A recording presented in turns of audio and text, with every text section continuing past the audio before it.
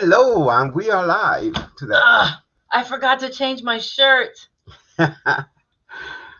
Yes. We're we're on a green screen, and I'm wearing a green shirt. Well, you're lucky that that's all we see. Oh, would you like some of my water? Yes, you didn't bring me one, but I'm a little parched here. Well, Welcome to Monday, everyone. Welcome to Tweed Talk, a special Tweed Talk. I think they're all special, but this one is special to me. Hi, Daryl. Hi, Hello, Catherine. Daryl. Well, I gotta tell you, I was talking to one of the coaches today, and I asked, "Do you know who Dianne Durham is?" And no, they didn't know, and it just hit me that before Simone Biles, before Dominic, before Gabby Douglas, there was Dianne. Yeah. Well, most of them don't even know who Dominic Dawes is because these kids are like 7, 8 years old right now. So. Well, here's the other thing. They weren't those three gymnasts that I just mentioned were not even born yet when. This is what I'm saying. When she did her thing. My experience was that the first time I saw her compete on the tumbling, I said, "How is that possible to do?" Such a strong gymnast and so young, because she was 14 years old when I saw her, and I was mesmerized. Amazing. Looking at her tumbling and her power on the floor. Yeah. It was unbelievable. He left an indelible, I don't know if that's how you say that word, mark in my soul. I don't know what you were trying to say. So it could be. He made it had a lasting impact on you. Yeah. That I had never forgotten. And then my boss went to see her one time, and he told her that I loved her. And she sent a message, and I think it's someplace. "I love you." And she was 14 years old at the time. I was already coaching. Oh. But that is so sweet. And I don't know what else to say. And you told me not to get emotional today. Did I? You told me that last week not to get emotional. Oh, yeah, I probably did. And yes. I do lectures on handling your emotion. That doesn't mean that you never get emotional. Today or might be a challenge. And that you don't have any feelings. It just means that you learn to manage handle your feeling. Yeah. And because some of your feelings are not real, but if the feeling is real, you should feel it and express it. Yes. Yeah. Never repress your feeling. That's not what I mean by that. Why don't you give a shout out to the whole intro while I step off screen for a second? Why don't you shout out our boy Eli? Well, and you may have noticed that we have a different intro, and that was made by our friend Eli Tubo, that has a couple of platinum and gold records. He made that special music for us. That will be our new intro. And my wife rang out, for those of you who don't know. While she's out, I'm going to do this. I'm going to play a video. For those of you who never seen Dianne. The second spot behind Julianne McNamara. Next will be Dianne Durham out of Gary, Indiana. She, of course, is becoming the darling of the gymnastics group. The best female gymnast in America at age 14, Dianne Durham. She needs 9.75 to try to beat McNamara. A fine event for Dianne as well. Working very nice here. Here's a release move. Caught that right on the money. Working very well here. Cannot make any mistakes to receive that top score. Right to the handstand. A little under there, but she saved it. And there's a leg split. A couple of minor breaks. But overall, a nice exercise. That was a good one. a good one. You caught it.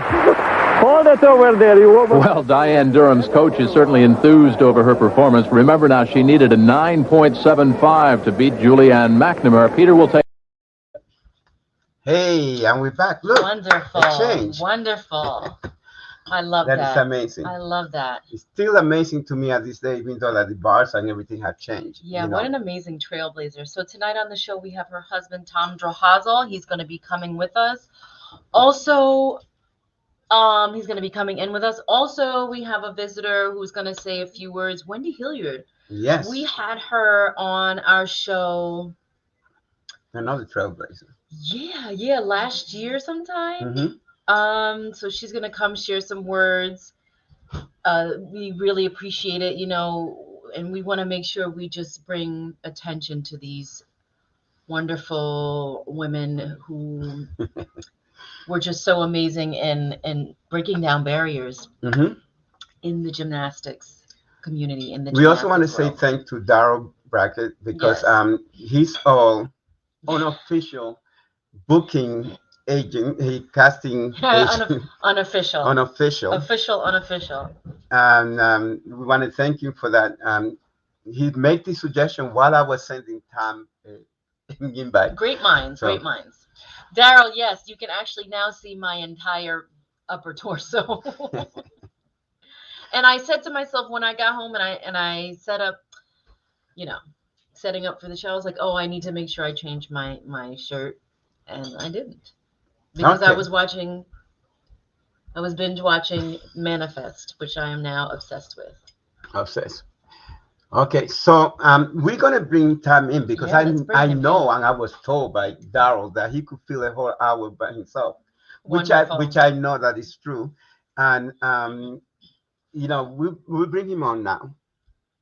All right. Welcome to the show, Tom. Welcome. Nice to see you guys. Nice to see you. So how are you doing, Tom?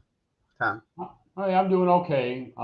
Just hanging in there. Obviously, it's a big change with things that have happened. It's sad about Dianne, of course.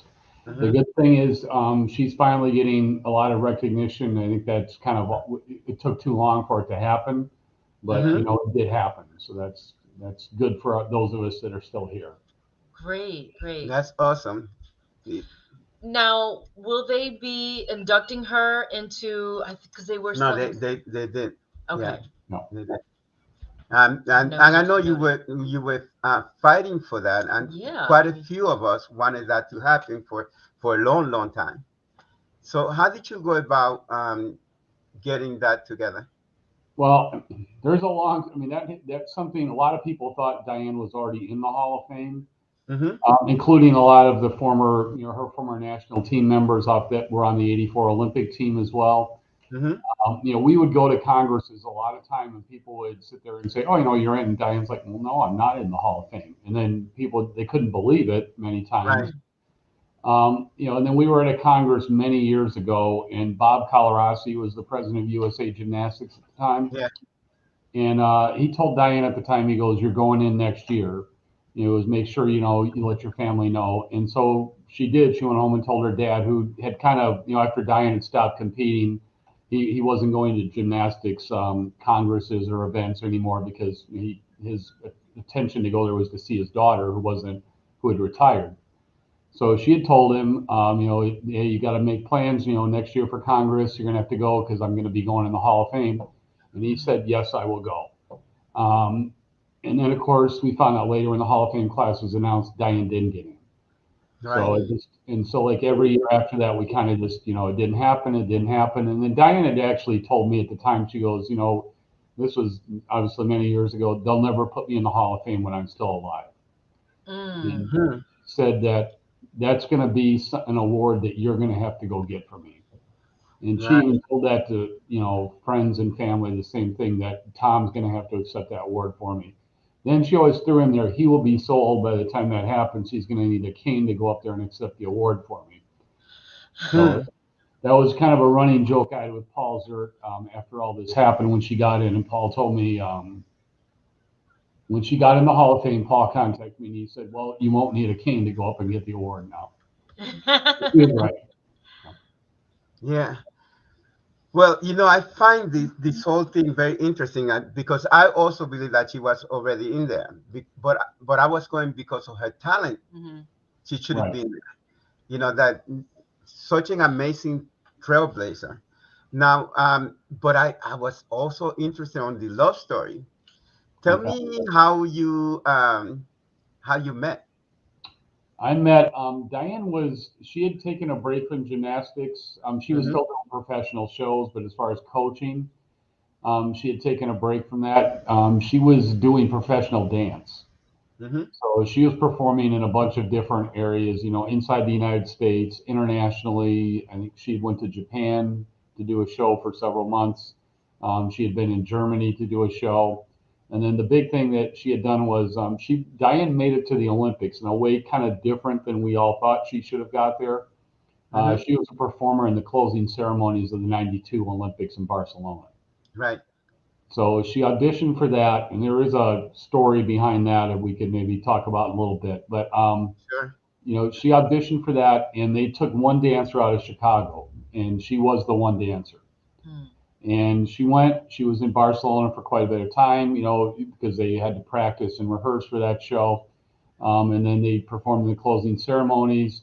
And Diane told me on the flight back from Barcelona, she was thinking to herself, she was kind of tired of the audition lifestyle because, you have a job, you perform the show, and then it's bang, you're auditioning again. So she was looking for some stability. Yeah. So on the flight back, she said from Barcelona back to Chicago, she was sitting there thinking, she was asking God to let her find somebody to settle down with because she felt it was time for her to settle down.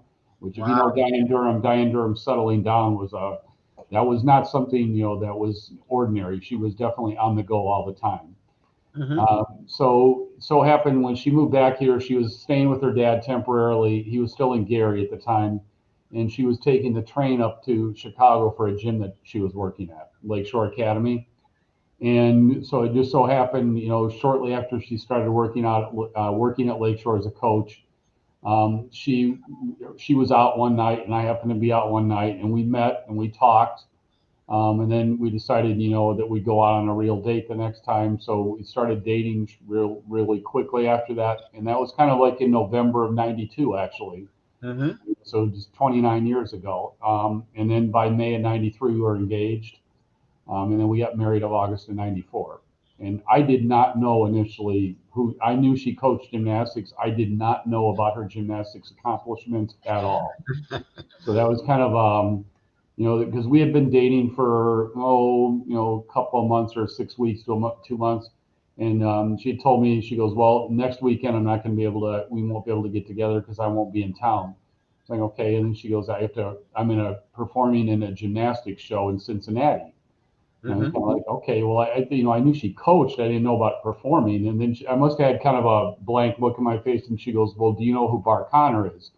Now, I went to junior college in Oklahoma for 2 years. So that was the time when Bart Connor was at OU. And Hmm. Oklahoma was a huge football state, but Bart Connor was the name in Oklahoma next to Billy Sims at the time. So like if, everybody knew who Bart Connor was in Oklahoma. So I said, well, of course I know who Bart Connor is. And she says, it's his show that I'm going to be in. So I was like, okay. And then so I must have kind of had a really kind of like look on my face. And she goes, well, do you know who Bella Caroli is? And I was like, yeah. And she said, well, do you know who Mary Lou Retton is? And I said, yep. And she goes, well, Bella was my coach and Mary Lou was my teammate. And so I'm kind of like, okay, and now remember, there were no cell phones in '91 or '92. There weren't cell phones. We didn't all have desktops or laptops at our house.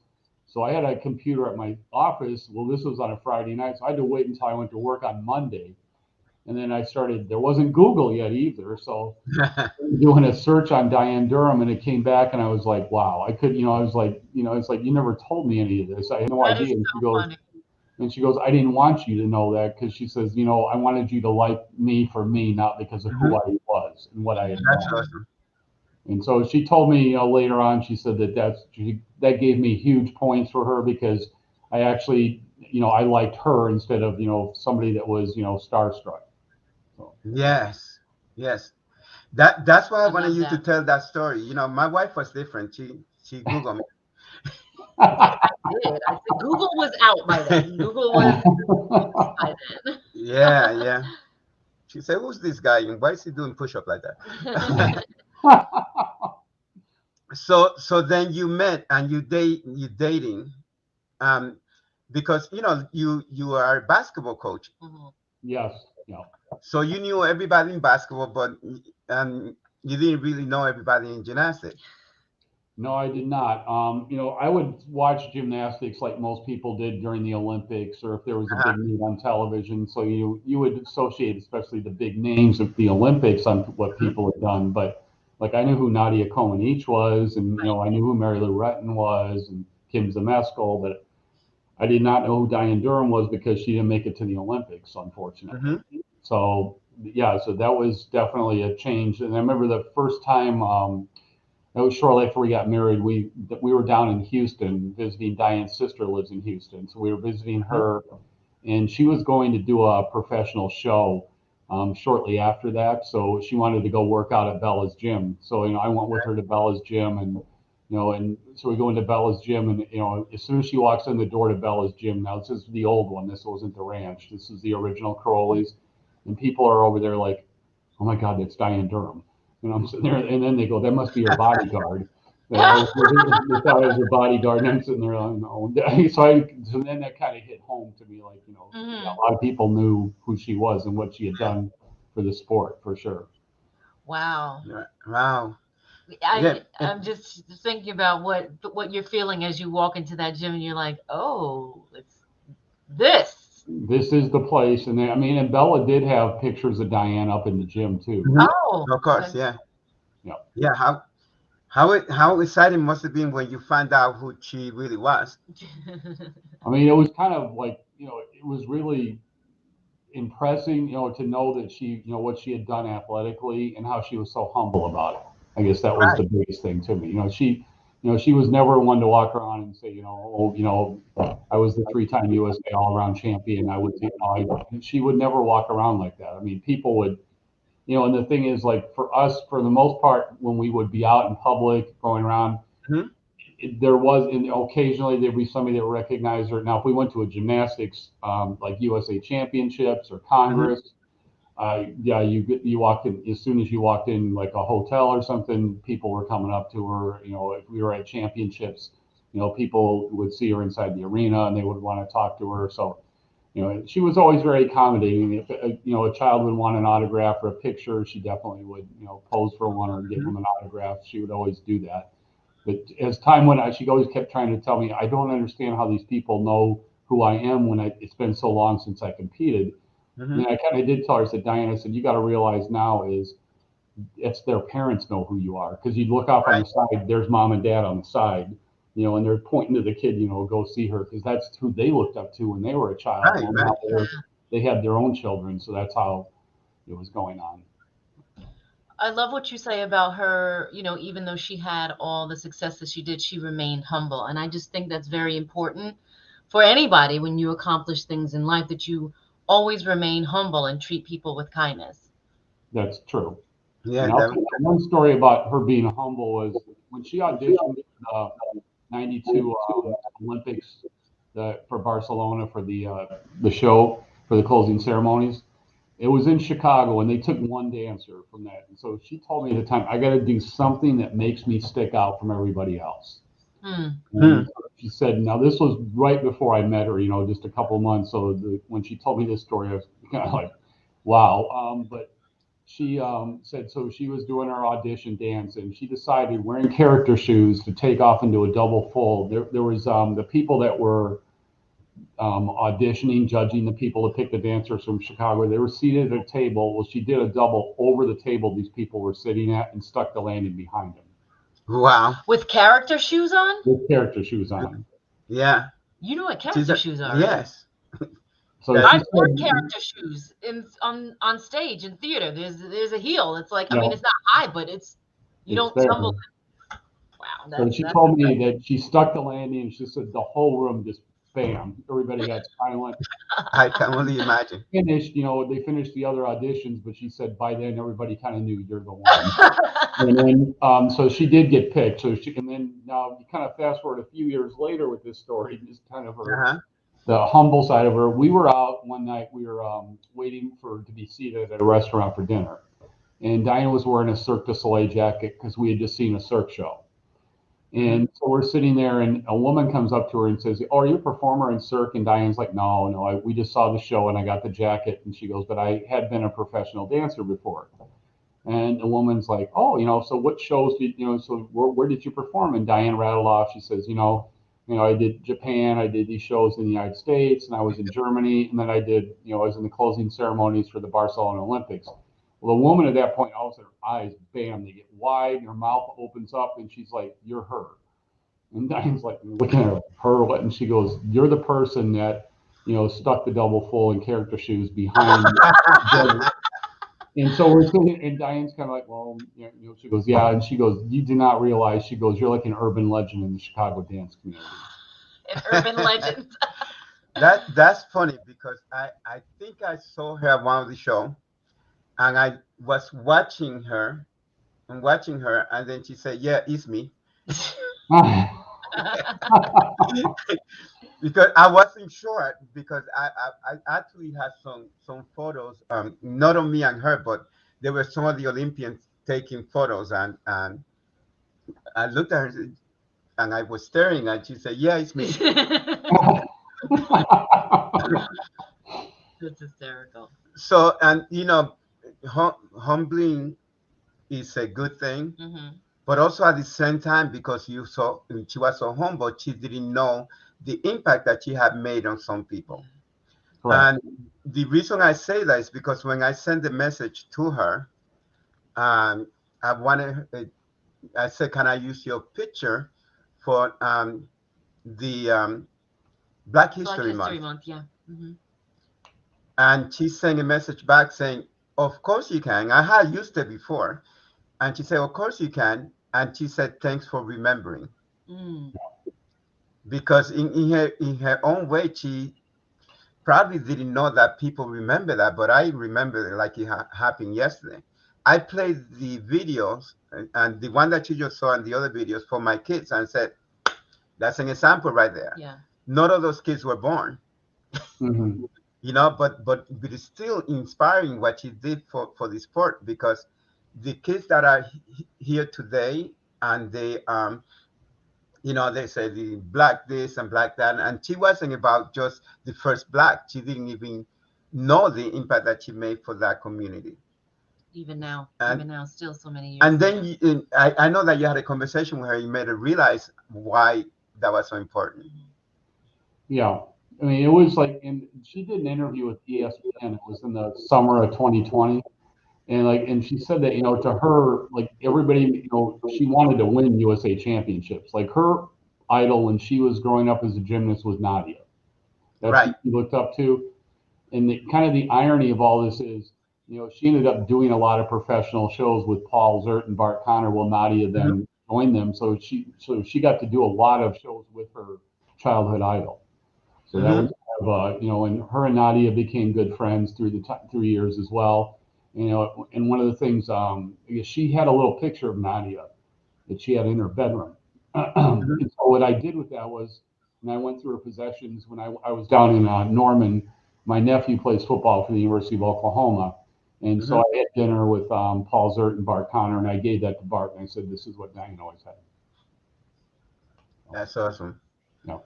But as far as impact, she said when she won that meet, didn't understand what the buzz was, because to her, she wasn't trying to be the first black gymnast to win a national championship. She was trying to be the national champion. That's right. And then when people explained it to her, hey, and then she was kind of like, wow, that this is a significant accomplishment, which kind of came along with me meeting a goal that I had for myself too. Wow. That's awesome. I mean, that's what it's about, right? Yeah. It doesn't matter. It doesn't matter. So, you were married for 20, how many years? 26 and a half years. 26 and a half 26 years. Wow. We're about halfway there. We're halfway there. Just Yeah. about halfway there. And there's a book that you're working on, right? Yes. Yeah, Don Emmons is a childhood friend from Dianne when they were growing up, and he's been working on the book. Dianne had taken a pause on it for a while, and she decided, that she wanted to take a break from it. And then now that, when we were getting close when she passed away, there were just some loose ends to tie up with the book. And she did, before she passed away, she, signed, said, go ahead and finish the book. The story needs to be told. It needs to be. That's one of the reasons why we wanted you here, because that story needs to be told. Not only that, they should actually make a movie on that. So for those people out there, directors and producers that we know, Yeah. a movie should be made about her, because any trailblazer like her, a movie should be made. Yeah, that could be, I could see something like that coming down the pipeline. Definitely, maybe after the book comes out, it could garner enough interest. That definitely could be something. I mean, it wouldn't be the traditional happy ending you expected because of the Olympic dream, but it's still the doors that were open because of what she did. You wouldn't, Dianne, kind of like I told the story, when I spoke at her celebration of life, it took a Dianne to open the door so Dominique and Betty Okino could walk through it. I love that. That way, Debbie Douglas could run through it and Simone flew through it. Right. They stand on her shoulders. That's what I was saying before. Yes. Yeah. So when do we expect to see that, Tom? The book, we're hoping that Don's hoping to get everything tied up here, sometime early next year, and then we'll have, we've got a couple of publisher companies, that have told us to reach out to them. So once he gets it to that point, then hopefully we can get it out, in 2022 would be a great time to get that book out there. That's awesome. Yeah, that is definitely something to have a part. We're looking for of your library. Yeah, and I spoke to Tom earlier and said that when the book comes out, we have him back on so people will know about it. Yeah. And the other thing is there's a foundation, right? There is. Now Paul Zert started that. It's for the Dianne Durham Humanitarian Award is what it's going to be called. And it's going to be given to somebody, in the gymnastics world, whether they're a current gymnast or a retired gymnast, who's kind of had to overcome their own adversity, whether it be from physical injuries or social emotional type issues. And, that they persevered through that, whether it was, in gymnastics or also later in life as well, that they've been able to do that and kind of been their own, role models to people in the gymnastics world too. Paul set an initial goal of $10,000. And he was thinking, like he told me, he goes, I'll put it at $10,000. We'll see if we can hit that or not. I mean, we hit it pretty quick. And then he raised it to $30,000, and he's just like, well, we'll just see what happens. Well, it's over $35,000 now. Wow. So it's off to a good start. It's going to be, we're moving everything into it. It'll be set up as a 501c3 here. And then, that way it'll attract corporate money as well on top of it. But, the fact that it started at the ground roots level with people that knew Dianne, I mean, the amount of people that donated to this, it's like close to 300 people have given donations, and they're just all of with their different, talk about, the impact that she had on them. It's reading the comments is always, it's kind of a way to look back and know she did matter. Because that was that was one thing I think Dianne doubted, unfortunately, is because she didn't get to that ultimate dream. She always felt like, well, maybe her career was kind of marginalized or didn't matter as much. I think that tied into her like thinking, well, this is maybe why they won't put me in the Hall of Fame, or because of what happened in '84. Do we not put her in the Hall of Fame as a way to kind of not acknowledge what happened there? So we just kind of, it's done, it's over with. We'll sweep it under the carpet, and that's the end of it too. So she always had doubts if her career mattered. Well, I think she sees us, and I think she knows she mattered. Yeah, she did matter. Yes. And that's why I was so quick when I sent that message. Of course I remember, because a lot of people sometimes when they're in it, they don't see it. You know, like, and there's some of my former gymnasts, you know, they will come back and now they realize how good they were, and now they realize how good they could have been. But while they were doing it, they didn't think that they were that good, you know. But now when they look back and say, "Wow," you know how they say hindsight is 2020. Hindsight is 2020. That's true. But the thing is that we saw, to me, she was a hero, to me personally. And I know that I wasn't the only one that felt that way.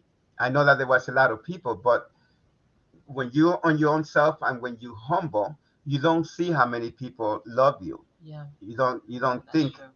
But I'm sure at the end she probably realized that there's a lot of people that love her. Just the impact that she had. Yeah, and I remember the first time she took me back to Gary to see her dad. And she told me, she goes, you know, because we were sitting there, and she goes, well, there's two stories with that. She goes, my dad's a quiet man. That's the first time you meet him, all he's going to say is hello. I'm like, okay, so then, but then the other time she told me, she goes, you know, when we go out, people are going to know. She goes, there, people think I'm kind of a big deal in Gary, Indiana. So she said, you know, don't get overwhelmed if a lot of people are coming up to me. And well, she was definitely right on both counts. So when we got close to her dad's house, she said, stop the car for a second. I'm like, you know, what was that? And she goes, my dad is just going to say hello to you. And I'm like, okay, well then, of course, and then we get in there, we get in the house. First thing is hello, and that was it. So he didn't say anything the rest of the time we were there, and he was kind of But then, you know, right now, I mean, we became very, you know, we talk about a lot of different things. I still reach out, but we still talk about, you know, whether it's football or, you know, just how we're doing each other, you know. So we became very, like, he always said, you're always going to be my son-in-law. And then she was right when we went into Gary, because it was like, you know, Dianne. It was kind of, yeah, imagine. No. Yeah. What was it like going to the grocery store with her? I can imagine. And Gary, well, the one thing is, they had her as a grand marshal for a back-to-school parade. Oh, cool. And so she had told me, you know, she goes, you know, you got to sit in the limo with me for the whole ride. And I'm thinking, oh, what am I going to sit in the limo for? So I sat there, but it was incredible when that car went by, like, and she stuck her hand out to wave to people. I mean, the reaction was, you know, this was like close to, you know, 15 years removed about from when she had competed. And it was the reaction from people. It was incredible. Yeah. I mean, you would have thought, like, you know, some big, you know, politician was driving down the street, the way people were, you know, lined all the way down the route and, you know, waving to her. Kids were doing cartwheels, you know, to her in front of her. Of course. Yeah.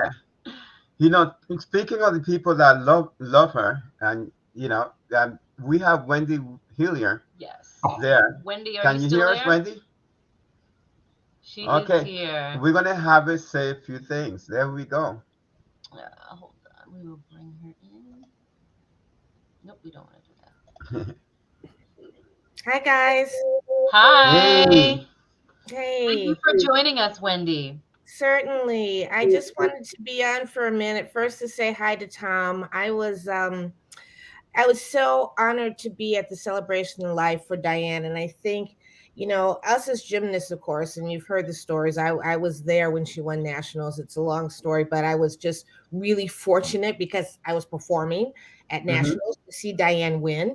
And I was so inspired, and it was so groundbreaking. I called my mother, who was we were living in Detroit, and I said, I think Dianne's about to win this thing. It was like during preliminaries. I called her. She drove 4 hours straight to come see the championship. Wow.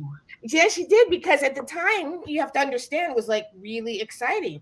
But I will say that over the years, I just was so fortunate. Tom talked about her performance career, and I spent more time with Dianne performing many shows, and it was just wonderful, because here's the thing that I learned, and I will say, Tom, I learned this at the celebration. So, you know, we had all the Olympians were there, so many from the 84 team. There were people that her family was there. Her students were there. Her friend Linda, who's one of her really good friends in judging. And I think us in the gymnastics community, because I can't wait till this book comes out, the magic about Dianne Durham is that she was so good at all she did. And Yes. she in every line. I mean, when you talk about, of course, being a great gymnast, no doubt.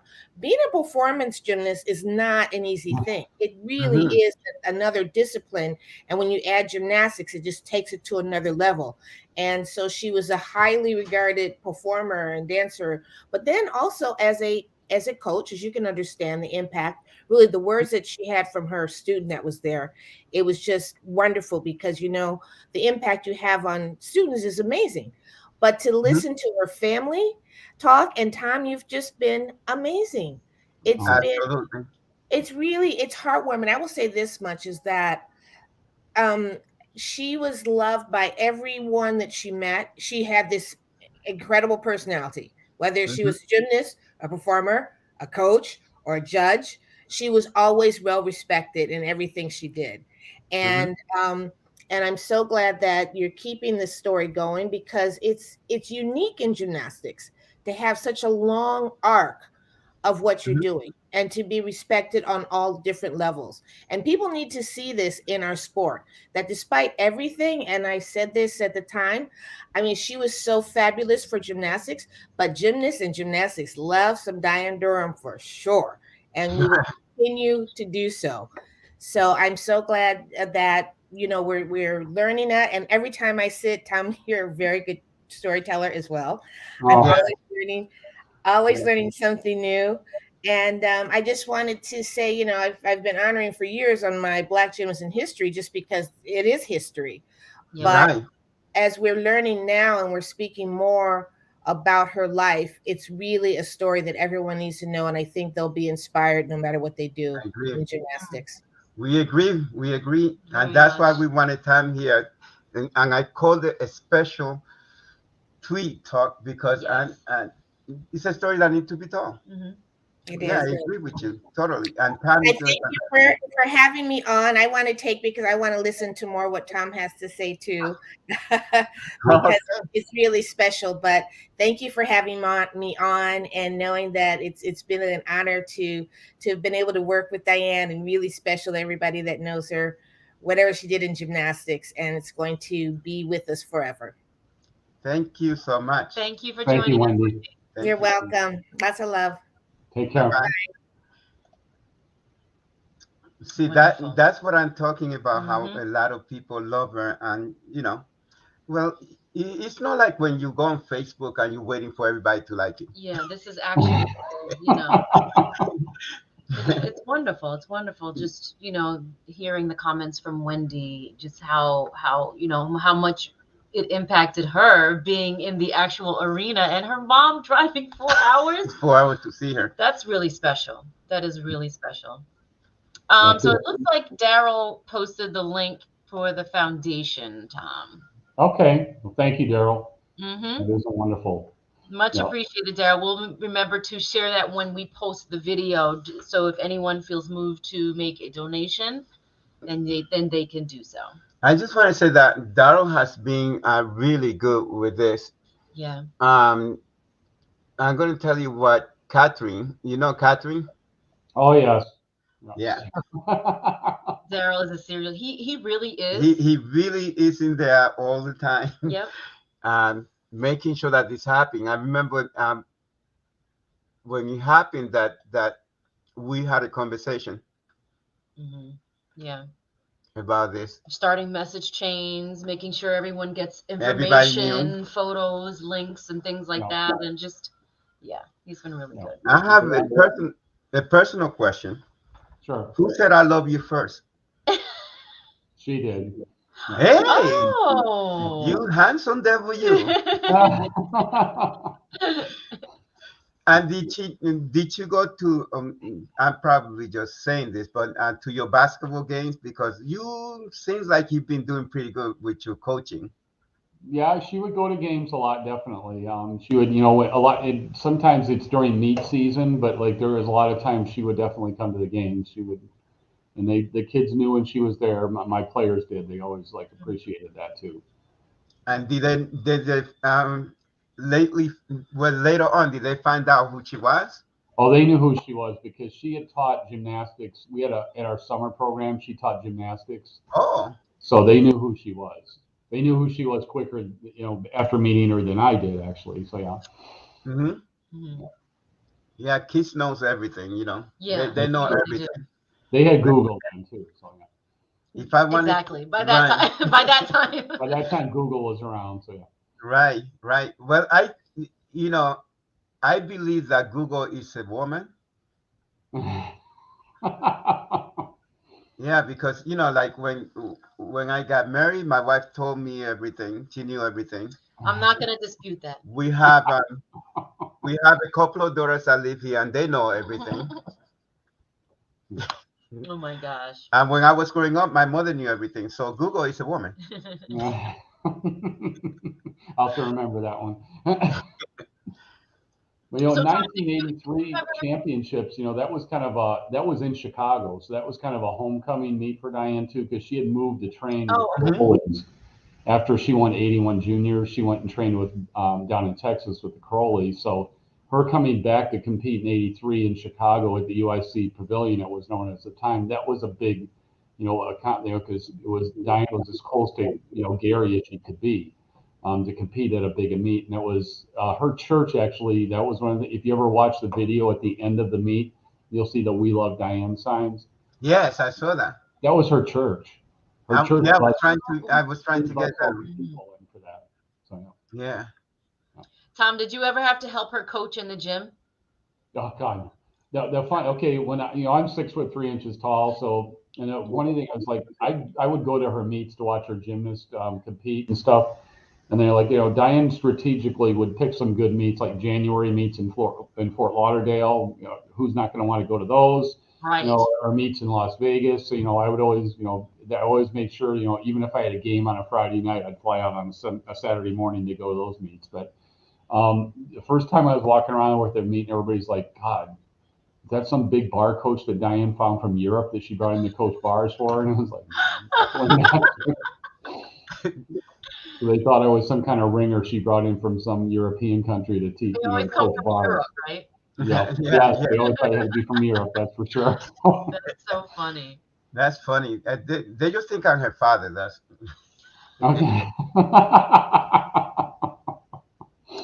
I can't dispute that either. a couple of times I was working with her, and they thought I was a bodyguard too. So I understand how you. Yeah. Oh my gosh. I'm going to show another. We have another clip? Another video. All right. Third in the all-round, and now with her score of 9.80, a chance to win in the floor exercise. Pam Bilek, an emerging star, and the only one who can beat her here in the competition is another 14-year-old, a current star, Dianne Durham. Dianne Durham. Dianne, who won the all-round competition here, going after her third individual title. Peter, she certainly has been the star here in Chicago. She sure has, Jim. And it's been amazing to watch her consistency and her power. This event highlights it better than any other. She's a tremendous tumbler. And is just an individual full of life. Watch this full twisting double back coming up now. Watch the lift she gets. Wow.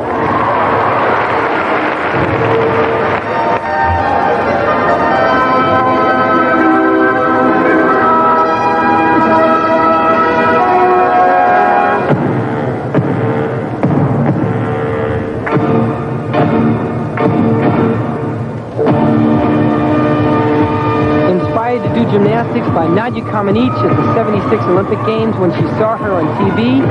Dianne is now training with Nadia's ex-coach, Bella Caroli. And what a wonderful job he's done with her in the last year. Very nice tumbling run. Jim, she's competing as a seasoned veteran, only 14, her first championship.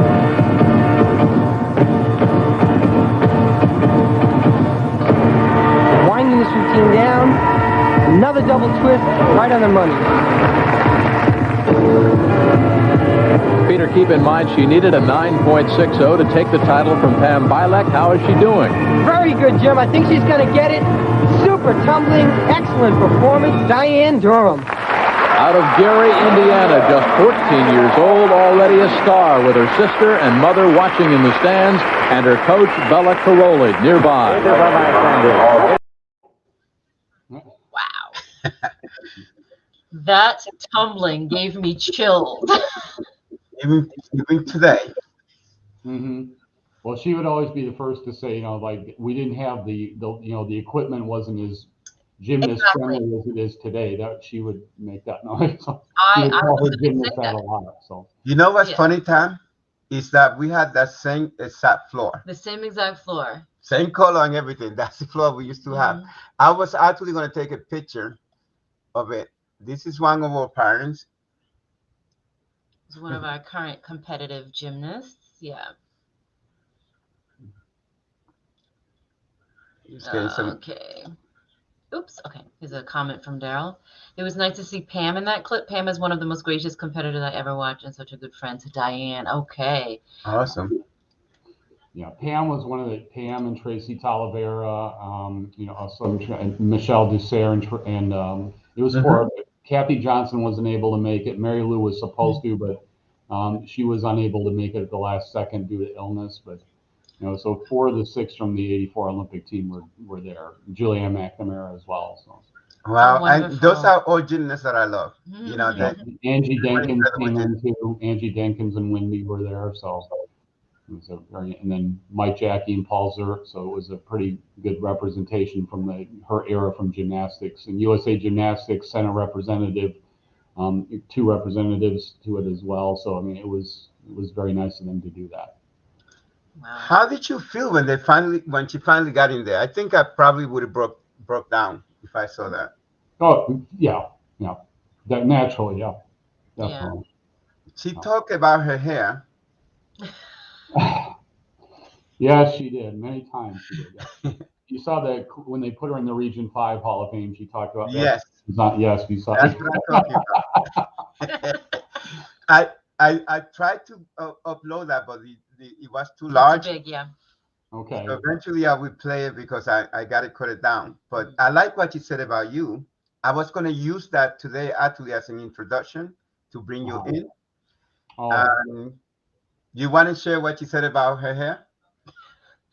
Well, she said something about it was some people said she had an afro or a jerry curl, and it was like, now it was the 1980s. Jerry curls were very popular at that point. That was the Michael Jackson era and everything. So that was her, about people were telling her it was like it was a jerry curl that she was wearing at the time. So. Yeah, she said it wasn't an afro, it was a jerry curl. I want to make that clear. Oh, well, I looked at it and I could tell. I'm like, oh, she has a jerry curl. Yeah, she knows hair. My sister had a jerry curl. She's probably looking at her hair right now, but well, better than either one of us out there. That's for sure. But that floor routine that you showed actually, that was one of the things is Bella wanted Geza Pozar to do routines because that's who he was using, obviously, and from Romania as well. And Dianne was very adamant that she wanted her original coach, Wanda Tomasi, to do a floor routine. Wanda's who Dianne started when she was 3 years old. Dianne and her sister Alice were kind of jumping all over the furniture in the house, and he told their mother Calvinita, he said, you got to find something to do so they're not going to tear up our furniture anymore. So that's how she got into gymnastics.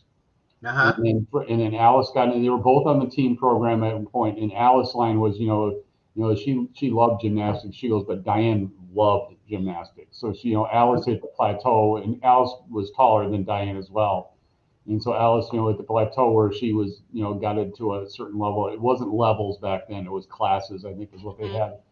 And she said, so she stopped, and then Dianne kept going, and then she got to the point where Wanda told Dianne and her parents, like, you have Olympic caliber potential. I can't coach that. So she said, if you want to reach your potential, you have to go somewhere else. So that's when she left, and she went and trained with Bill Sands actually for a while. But to circle back to 83, so when she was talking about who's going to do her floor routine for 83, well, she wanted Wanda to do it, and she went to Bella and told him, and Bella, said, sure. Oh, he flew her down, paid her to do the floor routine, and so that was the floor routine that won championships. Right. I was Wow. her original coach back, so that came full circle actually with that one then. Yeah. Yeah. But just I'm so amazed at just in the video, she's only 14 years old. No. It's, And I'm like, her and Mary Lou were the same age, so both of them kind of hit at the same time. And the one thing Mary Lou had that she had read that since she couldn't be there, the note she had included was what she said. Dianne never knew this, but I looked up to her. wow. Wonderful. Wonderful words. That's very touching. Yeah. Yeah. Yeah. Wow. But I just can't. She was 14 years old in that video. It's just, and doing really the powerless, things and yeah. just the control and the grace that she had. I mean, because you think about typical 14-year-olds and you don't think they're not doing, layout passes on the floor and she stuck every single one of those landings. And you know why I didn't show her best is actually was vault. That's what she was known for. Really? Correct. Yeah. Okay. Yeah, because she was considered one of the best vaulters in the world at that Right. when she was in '83. Yeah, definitely. But that's one of the regrets. Like I've heard from some of the '84 Olympians, they felt Dianne was injured in '83. She couldn't be on the world. She didn't go to Worlds. Her and Mary Lou didn't, and they said they really regret because Dianne said she was at the peak of her gymnastics Right. career. And they felt she would have definitely medaled at World Championships in '83 if she had won. Right. That is absolutely correct in that assessment. I thought that she was going to be the Olympian that took it all. Yeah, she thought the same way too, but unfortunately, circumstances didn't play out that way at trials in '84, so she was not allowed to petition onto the team. So, Right. and there's a lot of, I think, I think there's a lot of, it's kind of the perfect storm of events took place for that to happen, because she didn't go to Worlds, she couldn't petition into the training camp, and then she was with a coach that was new to this country at the time, fairly new, the Carolis, and and who admitted, they didn't understand the process as well as they did later about the whole petitioning and how to get in. So that was the thing, but also then the Carolis, I think there was animosity towards them. Dianne always felt because some American coaches felt they're taking over, they're dominating women's gymnastics in this country, and if we put Dianne on that team, then Bella's got half the Olympic team because he had Julianne and Mary Lou on top of it. So she always felt it was kind of a string of dominoes, and she did always wonder, was America ready for a black gymnast to be on a Wheaties box? She would say that from time to time, when she would, the times that, not that she talked about it a lot, but when it would come up, she would sit there and say, I wonder, was America really ready in 1984 for a black gymnast to be on a Wheaties box? So I think, and then a selection procedure process that was kind of outdated and antiquated, as well, and definitely communication issues. So I think it was, when you string up all the dominoes and put them together, I don't think there was any one thing that you could point the finger and say, this is the reason why, and then, Don Peters was the Olympic coach. So, Dianne gets bumped, one of his gymnasts took that spot. So, Right. That is unfortunate. Tell me, how did she inspire you after you find out who she was, with your coaching?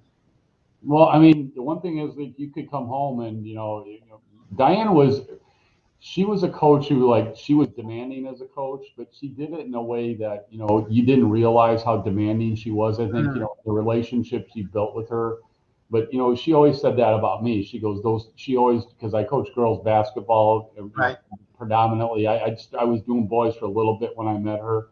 Then I switched over to girls because I was doing baseball as well. So the overlap from baseball to boys basketball was no break. So I kind of switched over to girls basketball, which I've been doing for 28 years now. So she would, she'd always tell me, she goes, those girls, she goes, they adore you. But her gymnast adored her too. Yeah. So she always kind of spun it that, she goes, the relationship that those, the rapport and the respect they have for you, but that's what her gymnast had for her too. they would run through a wall for her if she asked them to. You know, not that she would, but I mean that's the respect. You know, and like Wendy brought up her gymnast Kim Randall that spoke at her celebration of life. Mm-hmm. That's how she felt. So, Yeah. you know. What do we have? Are we pulling up a video or a No, photo? no more videos. Oh, okay. You're getting ready to click on something. Oh, okay. I see what you're. Okay, we got some photos. Oh, yeah. Well, Very cool. Very cool.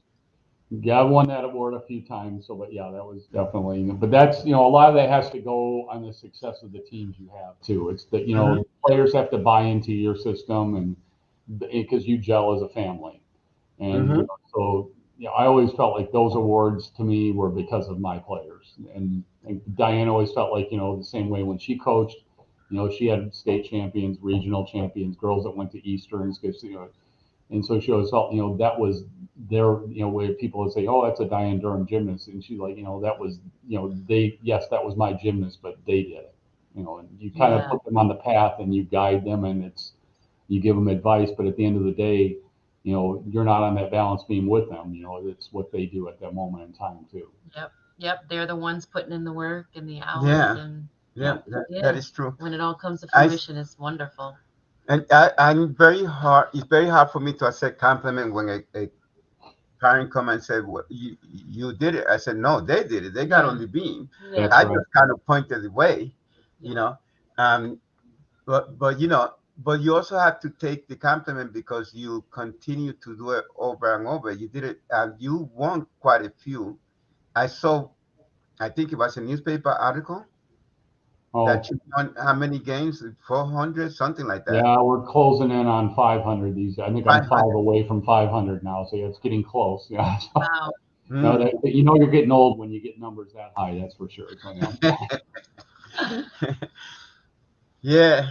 Yeah. I love a good high school, college basketball game. Being in the stands, the yelling, screaming.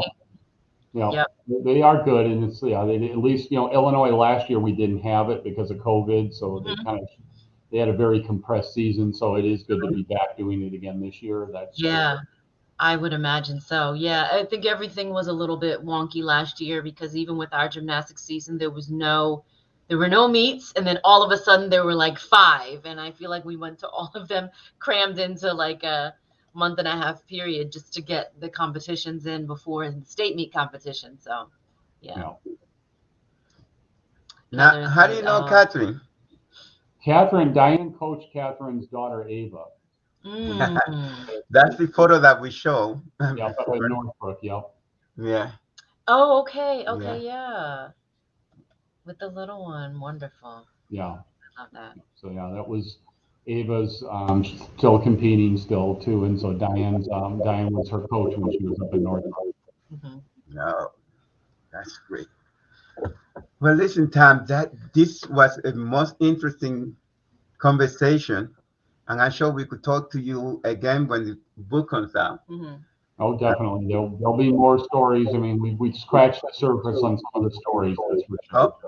Yeah. Well, before we let you go, Tom, tell us what you want everyone to think of when they think of Dianne. Well, I think the thing is, you know, Dianne loved she loved gymnastics, you know, and that was, you know, one of the doubts she always had was, you know, maybe gymnastics itself is not individuals connected with it, but the organization. It's a USA at the time. Maybe they didn't love her back as much at times as she loved the sport. But regardless, you know, she loved gymnastics and she loved life, you know, at age, what was it? She was, you know, in 84. So Dianne was 16 years old when everything happened where she didn't make the Olympic team. But to realize, you know, that you could put, you know, probably the biggest setback as a teenager, that was definitely the biggest setback anybody could have ever had to face. You know, you thought you were going to be on this team, you thought you were going to help this team win gold, and then, you know, you get hurt at trials, the process comes out, they wouldn't let you petition to the camp, and she went ahead and was able to process that and put it behind her and still live a very productive and positive life. So that's one thing she always said, you have to find something positive in everything. That was the one thing she would always stress to. She'd tell me that, she would tell her family that, she would tell her gymnasts that. There's always look for the positive. Don't dwell on the negative. Look and find something positive. And with her, I think, when she went through, she had a lot of support from her family, and as well when 84 didn't turn out the way she wanted it to. But the one thing I've always given credit to is like Paul and Bart, when they put her in the shows, they kept her connected. Mm-hmm. And that kept her connected. And Bella hired her as a coach when she retired.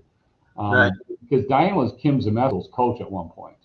Wow. Always. And I always remember Kim's, the time we'd run into Kim, my memory of Dianne Durham was it was something on Beam that Kim could not do, some series. And Dianne made her do like 50 in a row, the connected. And Kim said, that's always my memory of, is that, but it paid off. Kim was a world champion as well. Right. So, but, because Dianne coached, when Bella hired as a coach, Bella and Marta did, she coached like right beneath. Crowley's taught the top 6 elites. And then Dianne was coaching she was the beam and floor coach for the girls that were trying to get into the top 6 with the Crowleys. So she did that and then she decided to go to college after, when she got old enough. And then, so she quit Crowley's, went to college, but she still had a great relationship with them. She would go down and do summer camps at Crowley's. Like if we were in Houston, she would go, and she was doing a show, she would definitely, work out at the gym. They welcomed her all the time.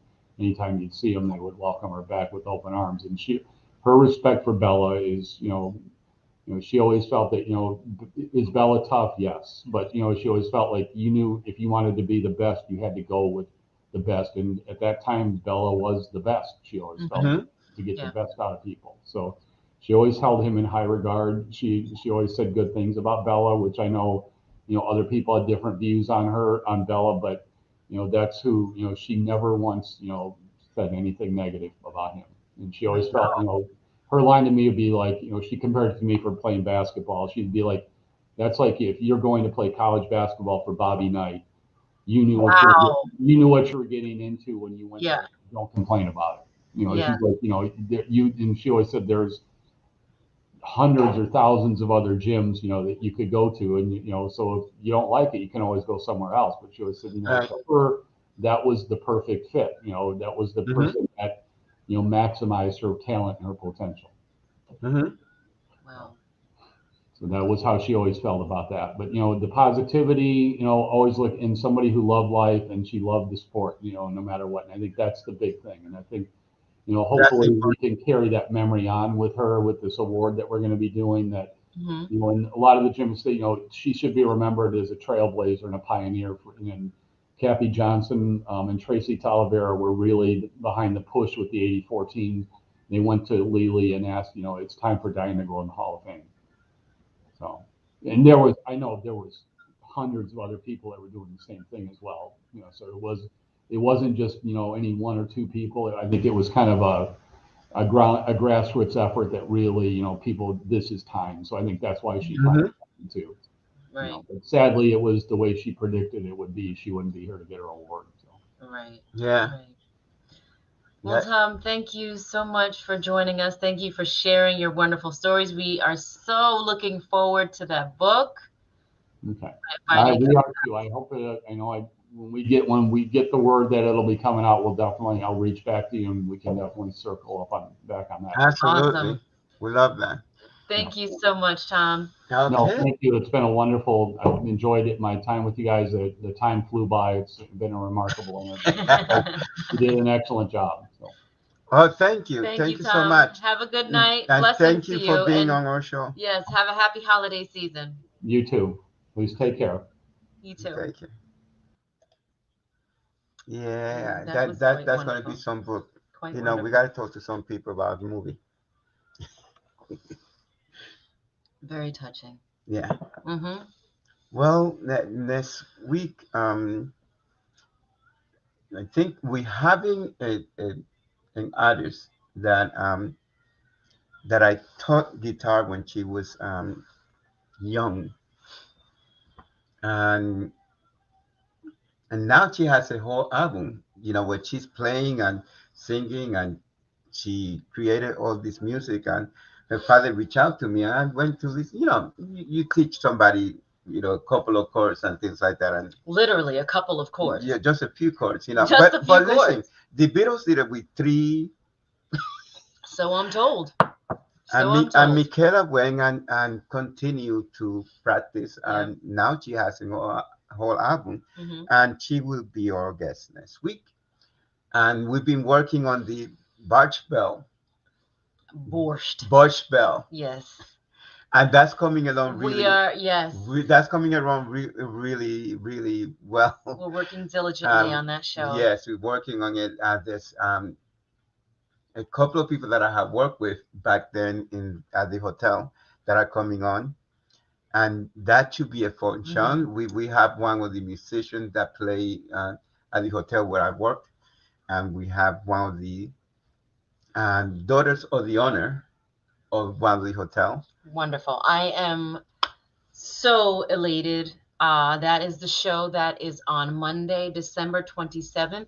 You don't want to miss that show. You want to be right here. That's going to be right here, 8 p.m. this coming Monday, obviously, too. Well, next Monday, but also the 27th, because that is going to be our show that is going to take us out of 2020, our final show. For 2020? Yeah, and that show 2020 was last year, honey, but... Oh, my God. Yeah. We wanted to get out of 2020 real quick. That'll be our final show of 2021 for 2021, yes. Yeah, yes. So I'm really looking forward to that. And this term is used loosely, but we're going to go out with a bang. A good bang.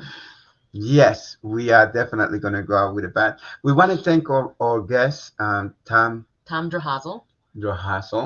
Thank you, Wendy Hilliard, for popping in. And Wendy Hilliard and everyone else. Daryl. Thanks, Daryl. We thank you very much for your information. You are now official casting agent for our show for the Tweed. We're gonna put you on the IMDb as a casting agent. That is so funny. That's contributing casting agent. I don't know. It's got to have a little more cachet. Remote. What is the word? There's a word for it. Don't worry. We'll get you in there. There's a drop down box. So we'll find something. We'll find something. For those of you that are watching us on YouTube, remember to subscribe. Tell your friends to subscribe so you can watch the show whenever you want. And click that bell so you get notifications. That's right. When we go live. And Young Ming, hello. Hi, Young Ming. Louise, how are you? I'll take you whatever title you give me. A friend is a good title. Just saw this. We'll definitely in capital letters rewatch. Yes. Louise, it was really a wonderful show. Yeah, we found out a lot about Dianne, and the love that Tom has for her is you're awesome. A sucker for a good love story. I love good love story. Yeah. I love that. Yeah. Everything is about love when you think about it. Hi, Yummy. And Sabrina, thank you for stopping by. Hi, Sabrina. And Catherine, thank you. Yes, Catherine, thank you for your comments and participating. We really appreciate it. And tune in next week where we bring music again. Michaela Rain. Michaela Rain. Next Monday. Yeah. It really is.